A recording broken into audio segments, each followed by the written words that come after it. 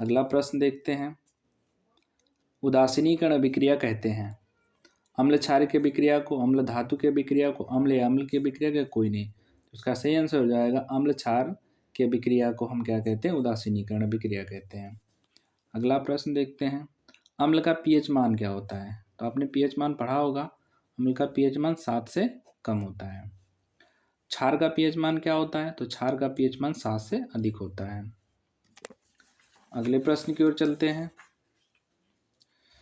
अगला प्रश्न कह रहा है कि हमारे शरीर का पीएच परास होता है। तो हमारे शरीर का पीएच परास 7 से 7.8 के मध्य होता है। कि अम्लीय वर्षा का पीएच मान होता है, अम्लीय वर्षा का पीएच मान होता है 5.6 से कम।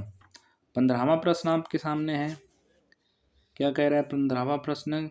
उदासीन विलयन का पीएच मान होता है। तो उदासीन विलयन का पीएच मान आपको पता है कि 7 होता है, या जिस विलयन का पीएच मान 7 उसे हम उदासीन कहते हैं। तो इसका ऑप्शन तीसरा सही हो जाएगा।